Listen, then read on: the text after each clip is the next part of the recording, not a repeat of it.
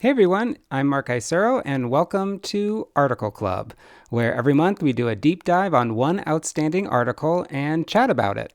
This month we've been discussing Getting an A by Paul Tough from his new book, The Years That Matter Most: How College Makes or Breaks Us. It's a wonderful chapter, and Article Clubbers have had a ton of questions about it. And in this episode, I'm happy to say that Mr. Tough was kind and generous to answer them. Here's a conversation that we had last Tuesday, and I hope you enjoy it.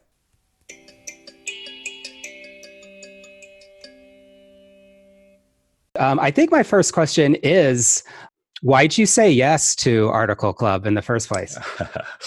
Well, so as an author, I have lots, especially an author who's just finished a book tour, I have lots of different interactions with readers.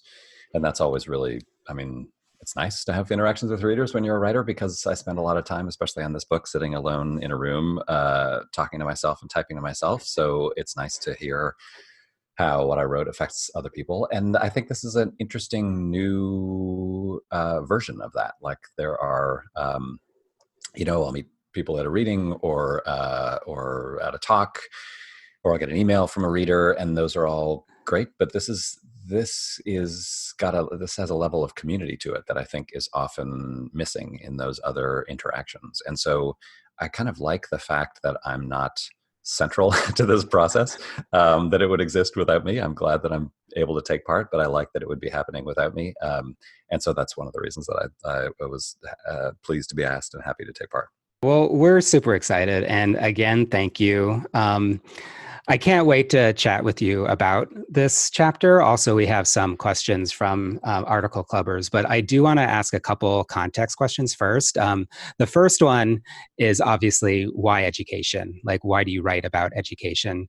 Yeah, I mean, a little bit by accident. I'm certainly considered to be an education writer, but I don't always think of myself that way. I feel like when I started writing about education, it was because I was writing about Geoffrey Canada and the Harlem Children's Zone for my first book, Whatever It Takes. And that started with a magazine article that came out in 2004 in the New York Times Magazine.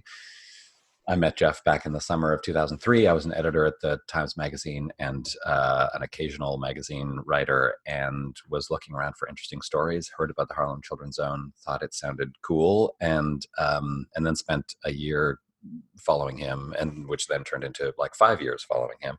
And that process of being in the Harlem Children's Zone and trying to understand what they were doing and understanding the context of what they were doing really created for me, or spurred for me, all the questions that I've been trying to answer ever since. That was the first place that I heard about charter schools, and then I wanted to understand what they were and if they made sense and how they made sense if they did. And that pushed me toward, trying to understand early childhood, trying to understand the impact of family and environments and neighborhoods and schools. And all of that felt like it led me to higher education in this last book as a place where so many of the inequities in K-12 education are not sort of mitigated, as I think a lot of us had hoped, but are actually in many ways made worse. Yeah, like in that book, which by the way, entirely rocked my world as an educator, you were starting at kids who are really young. And yeah, it was about education, but it was about everything. It was about all the things that were needed. And then now you're talking about college and specifically, I guess, young people who are what, 18 to 25 and what happens to them. Yeah, and I mean, so when I describe the book, my quick phrase is to say it's about the intersections of higher education and social mobility. And in lots of ways, I feel like the motivating theme of the book is social mobility. And that is, to me, it's just always been this fascinating idea, especially when it's happening to people that age. There's just this, it's like, it's the theme of every coming of age novel, of so many memoirs, this idea of like when you are as a person in your late teens and early 20s renegotiating your relationship with where you came from, with your ambitions, with your family, with what you want to be. And I think it is just this sort of historical fact, this kind of coincidence of this moment, that so much of that happens to be taking place through the lens of college.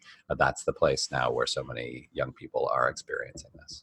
There's a lot of people who don't believe in college anymore, whether it's too expensive or, as you say in your book. I mean, your book, I read the book, it's great, and yet it's not a very happy book overall. And even educators, even my colleagues, some of us are questioning college, but it seems like you still believe in it as long as it works. Is that true? Yeah, I mean, I mean, I believe in it in two levels. You know, I believe in it in terms of the data. It is this very effective way for young people from low income, first generation backgrounds to change their trajectory in life. Like it really does work if you're a low income young person, you get into a selective institution and you're able to figure out how to survive there and how to excel there. You are much more likely to have a comfortable and ambitious life. But I also believe in it because, you know, I like books, I like reading, and I like knowledge, and I like intellectual discussions. And, you know, I think there are lots of ways that um, college is not always about that, and it's about a lot of other things. But it's like at its best, it's this really amazing time in a young person's life. And I think the fact that we have um, sort of cluttered that very potentially positive experience with all of this economic stress is a real shame, I think, and it really um, denies a lot of young people the opportunity to have that kind of important uh, developmental experience. That's why I was so excited about choosing getting an A as a chapter to sort of share with the article club. It just seems like it's so heartwarming and positive, and so far everybody in the club is. I mean, people are crying, people are saying, you know, go Yvonne and all that kind of stuff. But what I wanted to ask is that the previous part of the book is all about the challenges of college, and then you have this almost triumphant chapter at the end. And I just wanted to ask you, why did you include it? And then also, why did you put it in the part of the book where you did? Yeah, I mean, I agree. It's more optimistic than the rest of the book. I don't feel like it's entirely triumphant, though. I understand what you're saying. Yeah, I mean, like I feel like by that point in the book, you're pretty bummed out. Yeah, there's been a lot of bad news about how social mobility works in this country, and so hearing the story of one young woman for whom it works pretty effectively, I think it made me feel a lot better for sure. Why I put it where I put it in the book is, you know, like I spent a lot of time trying to figure out how to organize this book. There was no clear, obvious organizing structure. I kind of organized it based on, you know, starting at the process of applying to college and getting into college, and then being in college and trying to succeed and graduate from college. So in that way, it made sense towards the back of the book to have something that was actually the experience of sitting in a classroom with a student. But I think I also wanted to end on something of a positive and hopeful note, and to show that there are potential solutions to a lot of the problems that I had spent a lot of time dwelling on earlier in the book. Did you? I mean, it did seem like you were at all the lectures. Like, did you go to all the classes? Not every single one, because I was traveling a little bit that fall as well, but yeah, like 80% of them. And in that class, in Uri Treisman's calculus class, the lectures alone were just a small part of the learning experience. So I would go to the sections led by Erica Winterer a couple times a week, and then I would also go to these really long and kind of intensive weekend sessions where Uri would go over a lot of the week's work, and they were a little bit more informal. Not everybody came to every one of them, and so it was a slightly better way to get to know some of the students. And then the other part of my reporting, as well as, you know, then interacting individually with students and with Uri and the other teachers, and sort of getting their perspective on what they were doing. Would also sit in on his office hours. So most Saturdays, I would go sit in his office, and we'd sit there for like 5 hours as he would have one student after another come in. So that section where Yvonne is having her office hours with Uri, I was sitting there taking notes, but did that for, dozens of other students as well. I mean, I think that that's just hilarious. I mean, obviously, Jessica in our club is just so appreciative, and she was saying that it seems like you're in the actual thoughts of the characters, especially Yvonne, but it's because you're hanging out for 5 hours in the office hours. Yeah, I mean, so the office hours was this great window into certain students' lives, but then it also gave me this opportunity. So like there were more than 100 students in the class. I ended up only writing really in depth about one, Yvonne. But even when I started writing the chapter, I had this overly ambitious idea of what this chapter was going to be, and thought I would have 5 or 6 different characters whose stories I would sort of weave together. And there were probably, yeah, at least a half dozen characters who I spent a lot of time with, as much as I spent with Yvonne. And it was only in the final writing that it became clear that her story was the one that I wanted to focus that chapter around. So in some ways, one of the advantages of those office hours was that it gave me a way to sort of quickly get to know, or relatively quickly get to know, dozens of different students. And then I, from those office hours, then followed up with a dozen of them and got to know them better. That's really interesting because I would assume for the other characters in your book, there was a different process. But here, you sort of went to, did you go to Uri first and then say, hey, I want to do this? And then he said yes. And then you met all the students? Yeah. So I talked to Uri. I met Uri a year before I started, almost a year before I did that. The one semester. So the main semester that I write about was the fall of 2017, and in December, I think it was December or November 2016, David Yeager, who is a psychology professor at the University of Texas and someone I wrote about first in the New York Times Magazine in 2014, and then in chapter 6 of my book. So I'd known him for a few years at that point, and he was a friend of Uri's and had introduced me to Uri and said, I've started taking Uri's calculus class because I want to be a better teacher. And I feel like watching him is like watching Michael Jordan play basketball. And so you should come. And so I was convinced. I came to one class, loved it, and got the idea to try to do a chapter that was based on an entire semester. That fall Uri was like a few days away from open heart surgery. Wow. So I was like, hey, you going to teach this in the spring? Can I like come in January and watch? And he was like, nope, I'm taking next semester off because I'm about to go to have open heart surgery.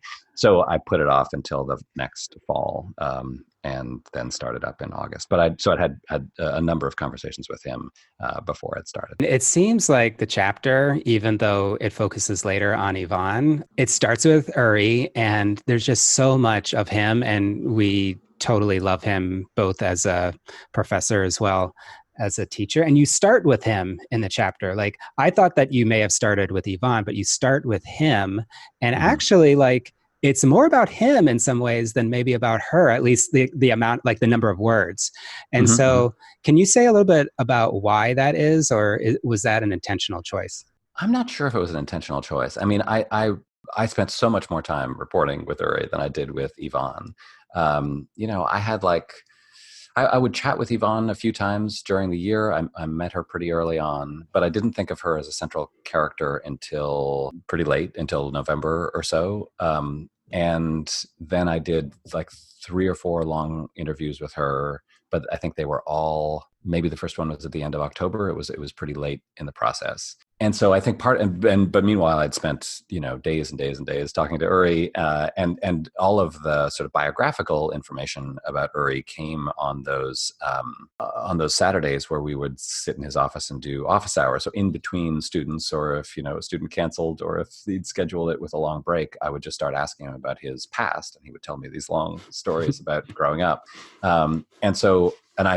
I really like and admire him as a person, but I also found him to be this fascinating character in this milieu that he grew up in. I felt was just fascinating to me on its surface, but also like gave some clues into what he was doing and why his methods were effective and why he cared about them so much. So that's a long way of answering the question of why I started with him. I think it also it felt like it made sense.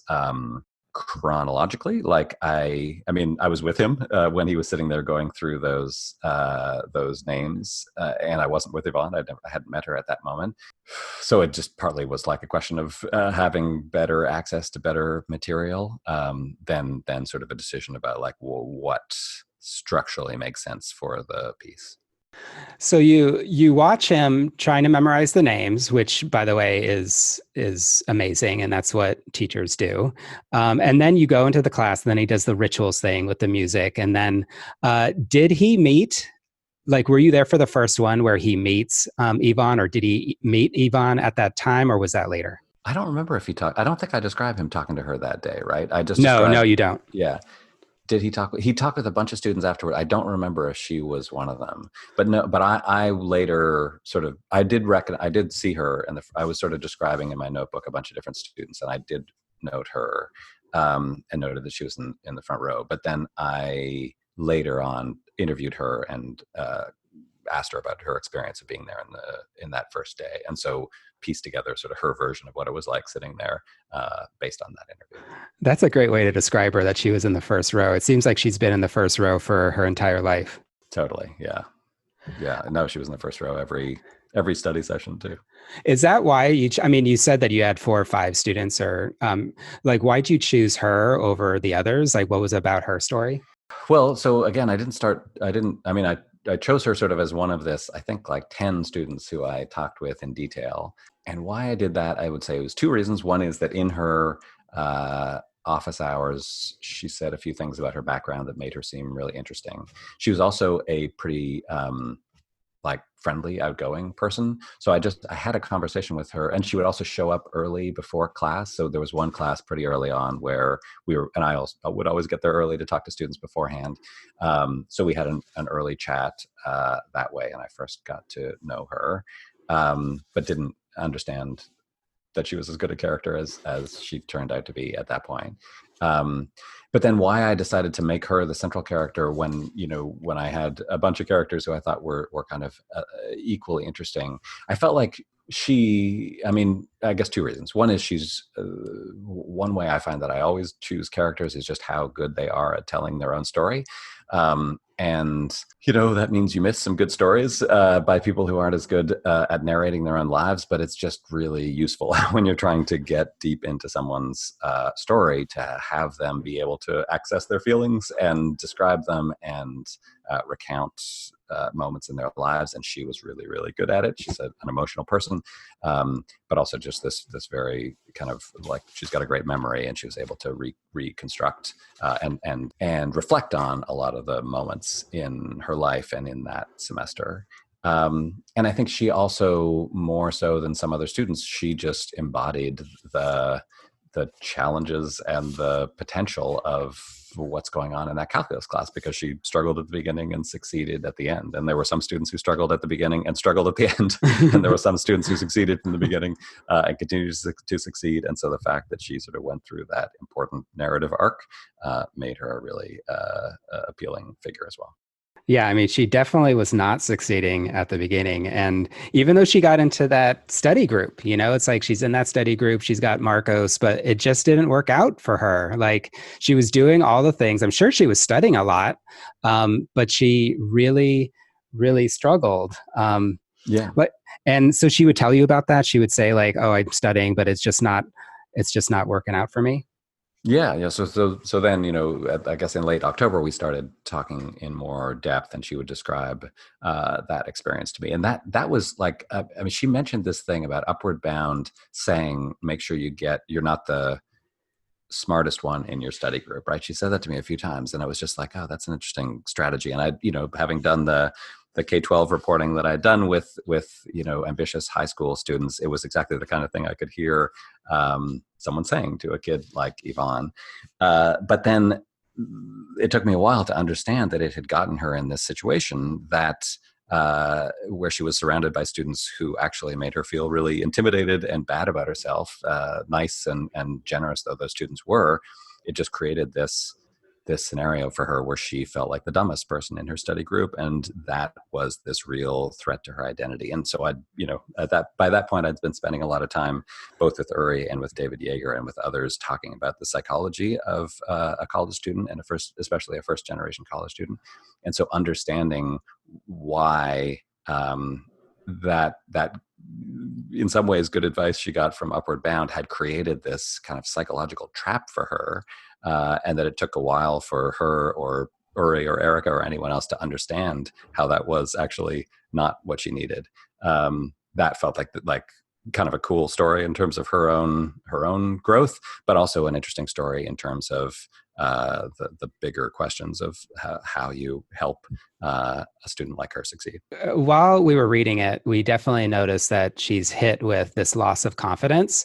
I'm assuming that she felt somewhat confident, I guess, in high school, but then, she was struck with college, and that's a whole different thing. And certainly her sister and mom sometimes don't even help out, just because they're trying to comfort her. But like one big question that we're having, especially the educators in the club, is like, we know what Uri is doing, but why do you feel like he made it really hard? And doing the proofs and all that stuff. And we understand, like, you don't want to over scaffold, which is an educator term, right? And you don't want to say a false truth to a student. But we've been debating, like, is Uri like too hard? Like later on, he's like, oh, maybe I'm being too hard on you, Yvonne. So did you notice that happening? Did you make sense of like what his overall strategy was? I did. And, so I was a little held back by the fact that, well, one, I'm not an educator, but B, I'm not a mathematician. And so he would describe to me, like, I don't understand calculus. And so he would describe to me how he was choosing questions, and this went back to his work at Berkeley, that were intricately, carefully constructed to be the right kind of challenge. And I had to take his word for it, since I didn't understand the math, that these questions were accomplishing that. And I do. So I mean, he does have a real theory, which makes sense to me, that especially for students in this potential in this environment that has a great potential for stereotype threat of being a low-income, underrepresented minority student at a highly selective institution, whether it's UT or, I'd also spent time in the book at Princeton and other really rigorous places, that there is this real risk that students feel like they are in the easy class, right? And that a lot of the stereotype threat research suggests that is really undermining for those students, right? So I think it makes sense that Uri would go the opposite way. His other theory that I think I talked about a little bit in the chapter is that if you start at the beginning of the class with this deep sort of theoretical material that a lot of calculus teachers don't get into, it shakes up everybody. So even like the Marcos level students in the class get confused, because in AP calculus, you don't study some of the roots of calculus that he was getting into. And that his theory is, and I think it makes sense, that confusion makes, it sort of equalizes people and creates this sense of community and cooperation in the class that was really important for him to create. So I think that makes sense. I mean, and I feel like his goal for a student like Yvonne is not to have them like scrape by and barely pass calculus. His goal is to make them mathematicians. And, Yvonne is now a junior at UT, and she's still a math major and still, has taken lots more advanced math classes and thrived in them. And so, part of his philosophy is, if you just get a student who really wants to be, mathematician, an engineer, a doctor, and get them to sort of barely pass an easy version of calculus, you are setting them up for more struggles ahead. This is amazing, like, about what's possible in education. But it does get, it did get us thinking about like why exactly this works. And there's obviously a lot of the systems piece and his workshop approach, but also, when you're reading it, he's putting in Saturdays, and Erica Winterer is putting in Sundays, and Yvonne's going to all of these things. And so, we did have this question about what part of this is systems and techniques, and then what Mhm. part of this is just like, pure determination. I don't want to use the word grit, but Mhm. but did you get a sense about which part was what? Yeah, I mean, I think it's both, and I think this for me this goes back to reporting, like on the Harlem Children's Zone and the amount of effort that they put into their schools and their early childhood program and the amount of money that they spent. It there is this way, or when I wrote about Educare in helping children succeed, this really expensive but excellent uh, early childhood pre-K program for high poverty kids that has great effects but costs like $20,000 a year, right? So when you write about these sorts of programs, the response I think from some quarters is, well, that's not scalable, right? It's impossible to do that. But I think it's really important to show what you can accomplish, right, with extra resources and extra work. And so, to my mind, URI is sort of the equivalent of Educare. I don't think every math professor is going to do this, but I think it's really useful if you're a calculus professor, um, and you're losing a lot of your low-income first-generation students, as most calculus professors and most freshman calculus classes all over the country are doing, to understand what's possible. And your response might be, well, I can't afford that, or can't do that, or don't have the time to do that, or I'm not paid enough to do that. I'm not arguing against that, but I do think it's important to create counterexamples like Uri's class, to disprove the idea that a student like Yvonne just can't succeed in a class like Uri's. And that, that's part of the point that I was trying to make at the end of the chapter, when I write about the op-ed by Mitch Daniels, right? That here's Uri, who has a 22 on the ACT. So much of how our higher education system is structured is premised on the idea that a student with a 22 on the ACT cannot succeed in a high-level calculus class at a rigorous Research One institution, and so we should not put those students in those classes. We should steer them away, whether through admissions or counseling or something else, and have them have a different path through life. And that, I think, is this really insidious message, not only for individual students, but for the country as a whole. And so that's where I feel like a counterexample like Yvonne's is really important. It just seems like that is exactly what you were going for. And I think that one thing that I was thinking about, because I've read your other books and I know that you focused on issues of equity and education reform, is that I felt like that was a little bit different from some of your earlier stuff around like character and grit and all these programs around psychology. It seems like you're saying, hey, folks, hey, teachers, actually really teach like crazy the thing that you're teaching. Mhm. Is that a fair representation? I don't see the two things. I mean, I think you're right. That is the message of that chapter. I don't see that as in opposition to what I've written about, non-cognitive skills and character strengths and grit. I mean, to my mind, like the two, I'm not sure that I always express this well in when I've written about it, but I don't see the kind of cognitive training, which calculus teaching certainly is, and the non-cognitive supports that I think great teachers do, whether it's in pre-K or freshman calculus or anywhere in between. I don't feel like those are opposed, right? Like I don't think we should stop teaching math and start teaching grit. I think that helping young people develop the sort of persistence and mindset that Yvonne had is a crucial part of teaching them calculus, right? Like the goal of all of those non-cognitive skills for me is to help kids develop the kind of succeed in the kind of classes that they've always needed to help them be better writers and better thinkers and better arguers and better calculators, right? And so so to my mind, like Yvonne's story is a whole lot about both. Uri certainly doesn't use the word grit, but that's like, if you look at his office hours with her, he's talking about persistence, right? He's talking about perseverance and how it's possible for her to persevere. He talks about stubbornness, right? She says, I guess I'm just stubborn. And, stubborn is just like a culturally different word for gritty. And that was the word that made sense for the two of them. But in another context, grit could be the word that made sense. And what I like about, putting it in that context is that, like, they're not saying, okay, so you're stubborn, so that's enough. You're going to do great in life. You're stubborn for it like the point of being stubborn is to pass calculus, because if you pass calculus, you're going to be able to, if you get an A in calculus, you're going to be able to do other things in life that really matter.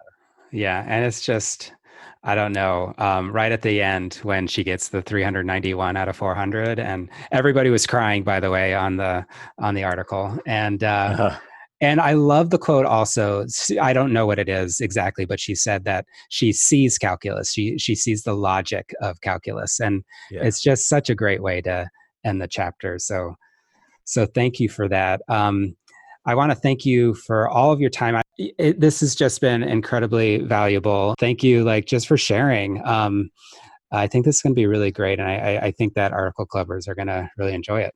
Good. Well, thanks for choosing the chapter. I appreciate it, and thanks for this cool experiment. I'm glad you're doing it. I'm interested to see where it goes, both this week and then, or this month, and then beyond as well.